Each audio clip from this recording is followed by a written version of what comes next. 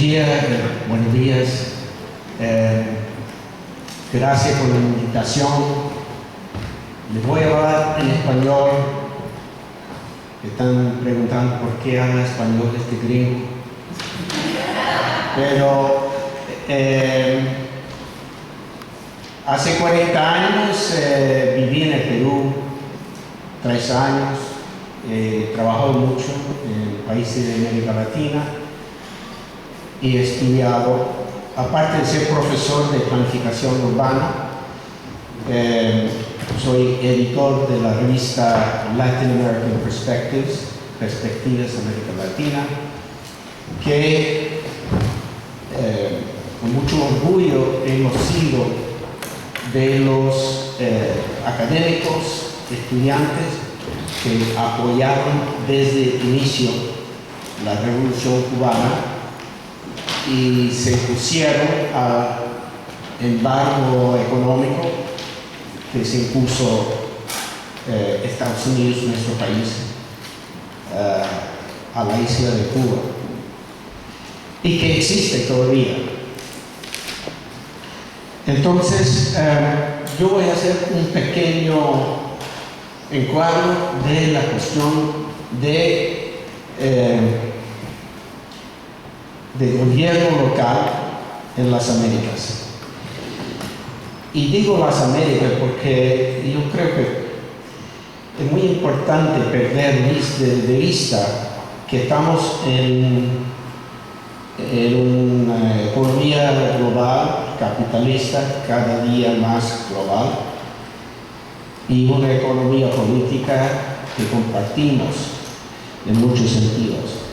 Y el riesgo es perder la particularidad de su país, de su lugar, su ciudad. Entonces, no voy a tratar de explicar todo, sino tratar de sentar una base para una discusión más profunda. Entonces, brevemente, tenemos que acordar, es muy importante para la cuestión urbana de hoy día, acordar que las Américas fue fundada como un colonialismo, en inglés lo que se llama settler colonialism. Era la colonia donde se robaba la tierra de los que ocupaban la tierra. Esto es muy importante porque la cuestión urbana nace del problema de la tierra. Y olvidamos de esto porque la urbanización de América Latina y de todas las Américas empieza hace 100 años. Y estamos todos urbanizados, 80% de la población del norte, del sur, del centro de América viven en ciudades grandes. Pero siempre ha sido la lucha económico-social una lucha por la tierra. Entonces la colonia empieza cuando robaron las tierras de los que habitaban primero. Y la sociedad que se impusieron fue patriarcal y gobernado por la minoría que tenían la fuerza de armas superior. En Estados Unidos se inició la doctrina de Monroe. Muy importante porque el norte y el sur siempre fueron desiguales. La doctrina de Monroe dijo que Estados Unidos tenía un interés básico sobre la América Latina, toda América Latina, todas las Américas, y tenía un derecho de intervenir militarmente, económicamente, socialmente, en todo sentido. Bueno, olvidamos de eso porque ya no se habla de la doctrina, pero tiene todavía una influencia. Y si vemos la reciente cambio de gobierno, por ejemplo en Honduras, donde el gobierno de Estados Unidos dejó seguir el golpe que sacó el presidente elegido y lo reemplazó de un día para otro. Es muy importante porque el otro factor que se siente todos aquí es el golpe reciente del gobierno elegido, de la presidenta elegida en Brasil. Y que fue en Estados Unidos, en la OEA, el gobierno de Estados Unidos, el gobierno más fuerte, no ha protestado, no hay protesta, no hay gritos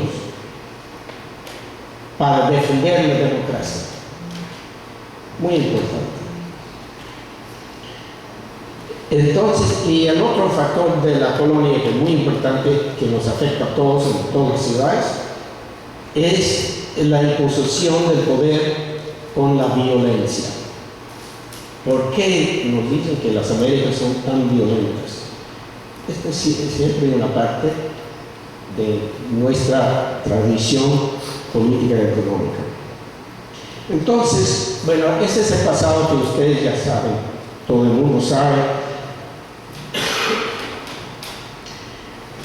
Lo que afecta a los gobiernos locales, más la historia que nos afecta en el gobierno local, más reciente, empieza con la Revolución Cubana, 1959.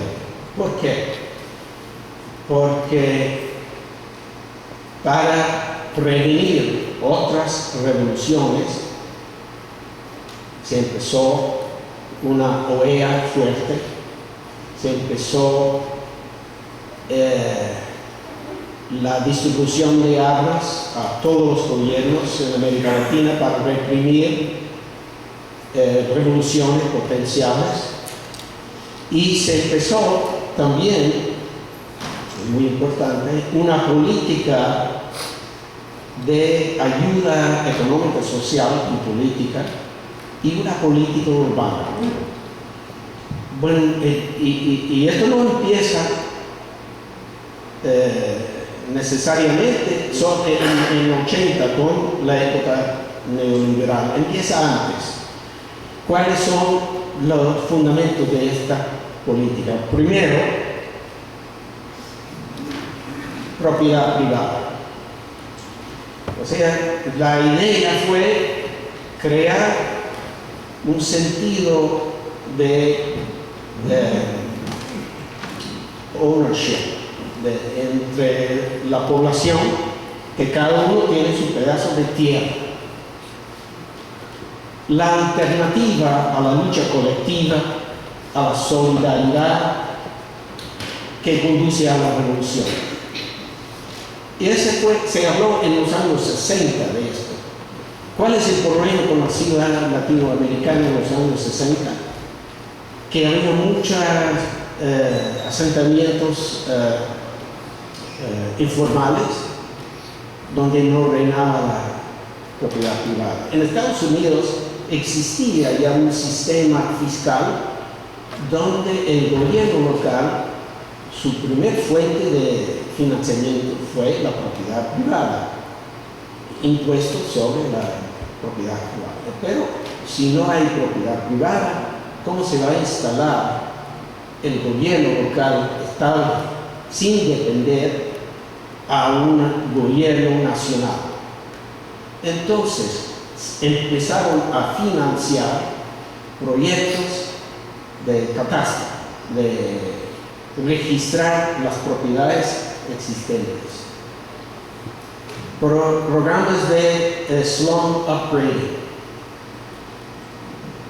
mejorar las condiciones en las favelas para poder convertirlo en propiedad privada. Eso no fue simplemente una idea liberal, empezó mucho antes. Y el gobierno financiaba los proyectos en todos los países, gobierno de Estados Unidos. El otro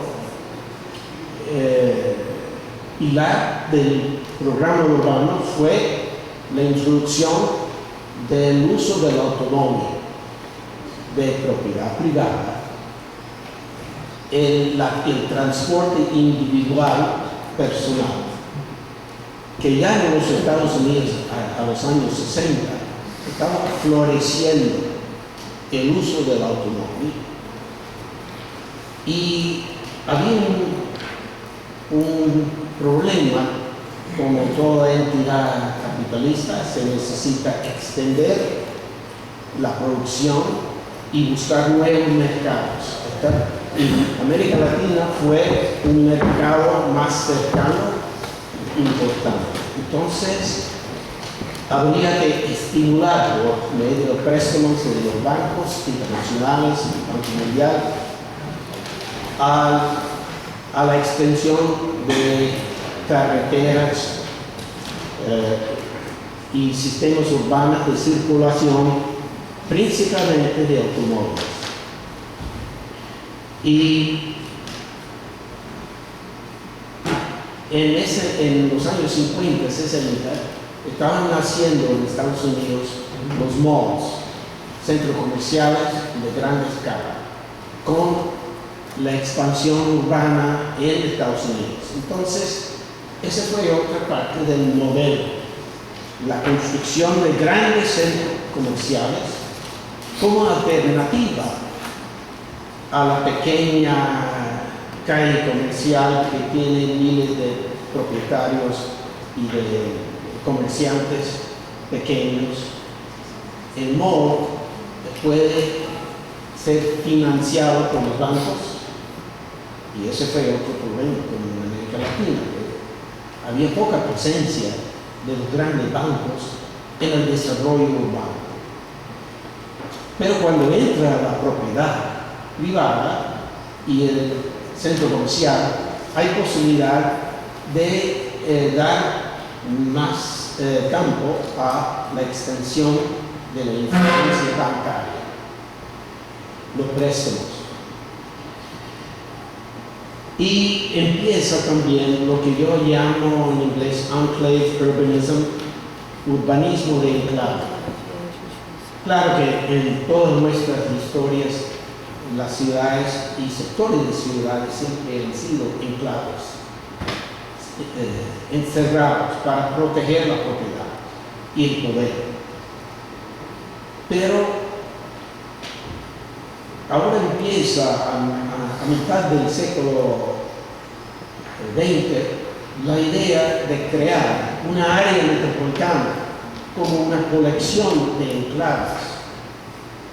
Entonces, un principio muy importante que se inició a base de la experiencia en Estados Unidos, que es un sistema de gobierno federal con 50 estados independientes, y el gobierno nacional de Estados Unidos no tiene poder sobre el uso del territorio.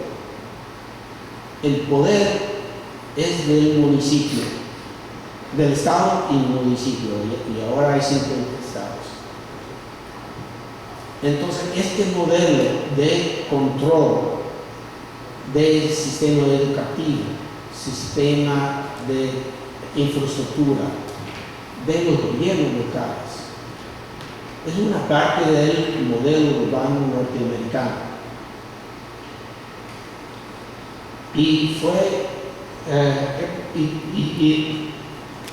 y el otro, y esas son las bases: transporte individual, gobierno local, urbanismo de enclave, y los enclaves son los municipios y sectores de municipios, y centro comercial.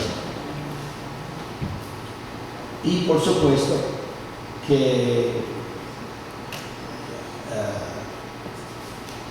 desde su inicio en Estados Unidos, todo eso fue posible porque robaron los terrenos de los indígenas que fueron sujetos a una violencia de extinción para poder urbanizar el norte de América. Entonces llegamos a los años 80, al consenso de Washington, cuando empieza el proyecto neoliberal. Ya los componentes están listos para aplicarlos en una forma nueva y diferente. A mediados de los años 80, ya los gobiernos militares que fueron apoyados y instalados con la ayuda de Estados Unidos pasaron a la historia y entró en fuerza una democracia electoral, y Estados Unidos cambió su estrategia. Ahora proponía la democracia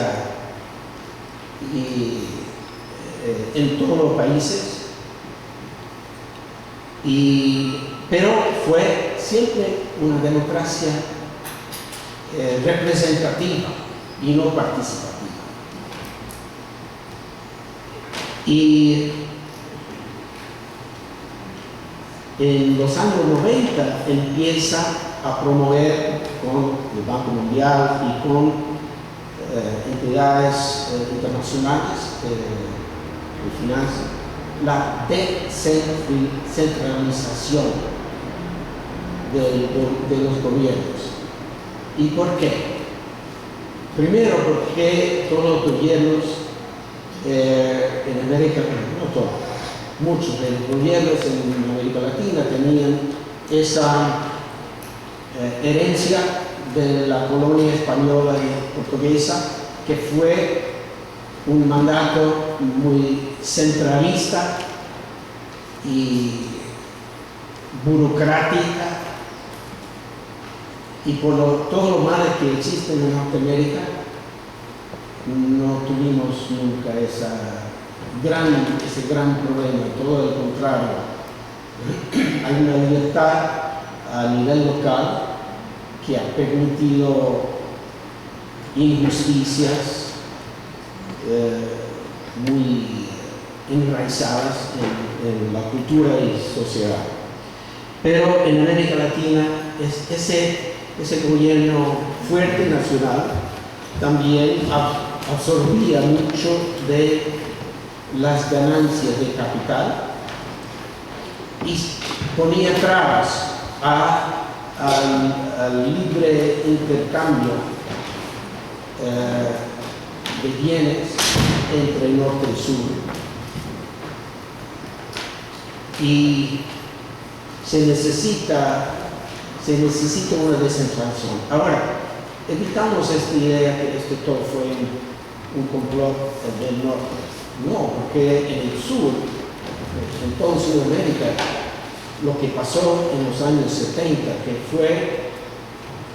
fueron los movimientos sociales en las ciudades grandes y en el campo, en los campos, que fueron bajo la influencia de las revoluciones y una política radical que no fue aceptada.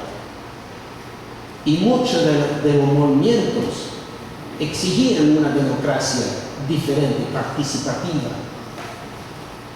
y una democracia no solo de proceso, pero de sustancia, una democracia sustancial, económica, social, de justicia social. Entonces, la descentralización servía para los medios internacionales,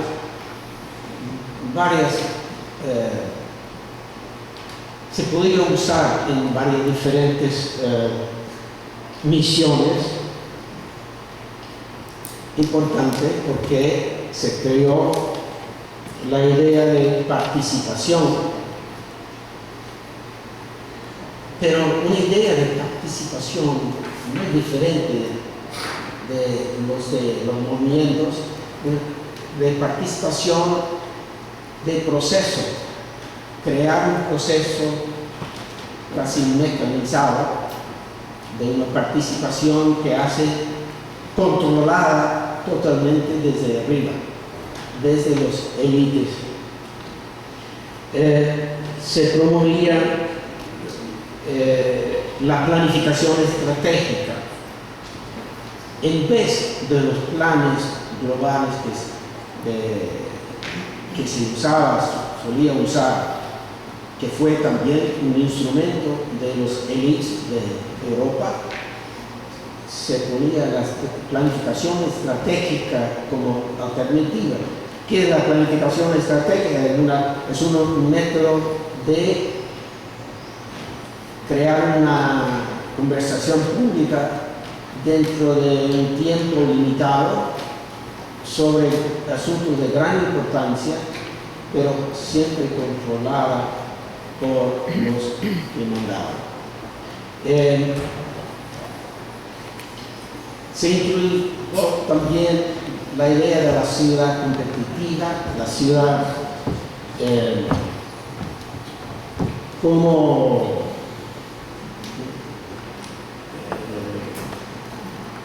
que se ve, la ciudad que se ve en el mundo, y utilizando también los juegos y los grandes proyectos, las Olimpiadas, como método de atraer y darle más valor de mercado a una ciudad.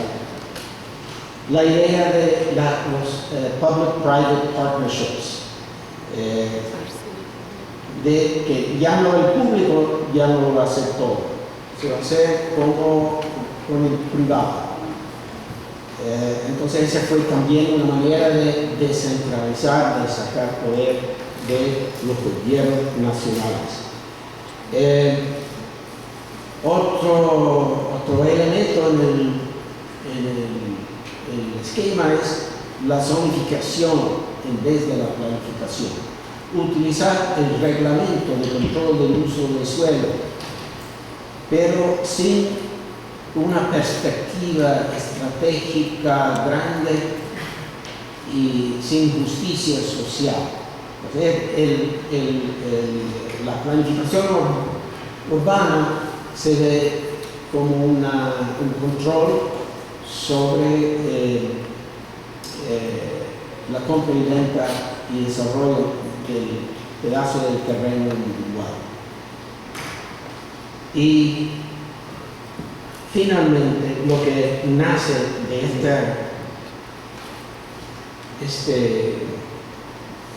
es la idea de las mejores prácticas. Si la ciudad es un comercio para venderlo, hay que tener tus prácticas, las bus rapid transit, hasta las buenas reformas que tenían y tienen una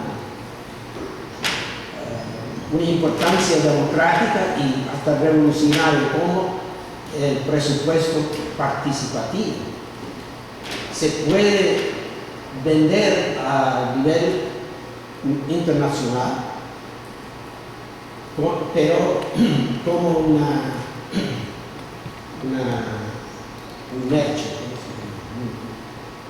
mercado, un comercio. Bueno, entonces, para terminar, lo que está fuera de este esquema es el otro factor ideológico de la revolución neoliberal, que es lo que anunció Margaret Thatcher, there is no alternative, no hay alternativa. No hay alternativa al capitalismo. Y de la lucha que seguía para probar que sí hay alternativas, es lo más importante donde estamos hoy día. Y nace después de la caída de la Unión Soviética, los gobiernos antineoliberales en América Latina.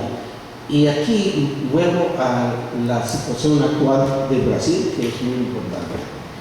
Yo creo que el golpe aquí en Brasil tiene mucha importancia a nivel global al hemisferio. ¿Por qué? Porque Brasil, Venezuela, Ecuador, Bolivia y algunos otros países forman una parte del inicio de una respuesta a TINA, que no hay alternativa. Estas son las posibles alternativas, a pesar de todos sus errores y sus problemas y sus límites. Y yo creo que si este golpe tiene éxito al final, sigue Venezuela, que es muy vulnerable. El Comando Central de Estados Unidos en Honduras anunció públicamente, es un militar, dijo públicamente: sí, estamos preparados para intervenir en Venezuela. Una locura, una matanza, pero es una amenaza importante. Puede seguir Venezuela, Ecuador y todas las alternativas antineoliberales más fuertes, Ecuador, Brasil, Venezuela, han dependido mucho en un modelo dependiente en el extractivismo de petróleo y de otros recursos naturales, para un modelo rentista, para venta a nivel internacional de los recursos. Y este modelo está en crisis. Entonces, llegamos a un momento de cuestionar y no voy a analizar más profundo, pero la cuestión que tenemos que preguntar es hasta qué punto estos gobiernos son una respuesta y hasta qué punto fueron iniciados con tantos errores fatales. Y yo creo que para mí la respuesta es, primero, que en todas las Américas hay que gritar no a temer.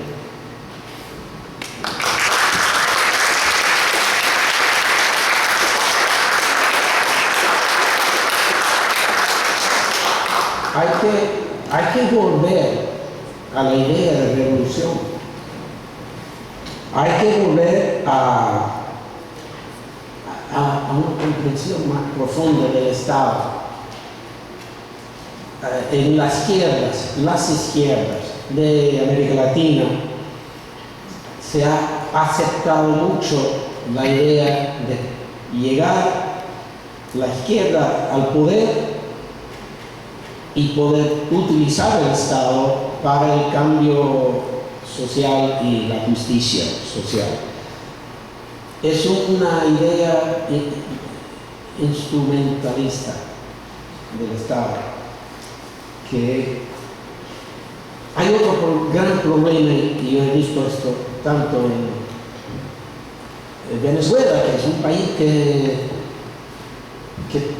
la 70% de sus ganancias económicas están conducidas por el Estado. La burocracia. Hay que reconocer que nosotros en la izquierda no entendemos la burocracia. La burocracia es una parte del Estado, es un modo de operación en el Estado, pero no es el Estado. Pero puede ser un gran obstáculo si no lo entendemos. Los partidos. Estamos en un mundo donde todos los partidos de izquierda y de derecha han perdido la confianza de los habitantes. Tenemos que recordar también la historia de personalismo, clientelismo. En todos los países anti-neoliberal empezaron proyectos de cooperación económica desde la base, cooperativas, y no se han podido. ¿Por qué existe todavía la idea de la propiedad privada, del individual, del consumismo de base, que el Estado debería promover? Y cuando la izquierda llega al Estado, hay que consumir más. Entonces, se ha seguido la filosofía del keynesianismo de promover el consumo y el consumo individual. Ya. Entonces, yo creo que la solución tiene que ser anticooperativa y la resistencia y la protesta como base de la formación de una alternativa revolucionaria. Gracias.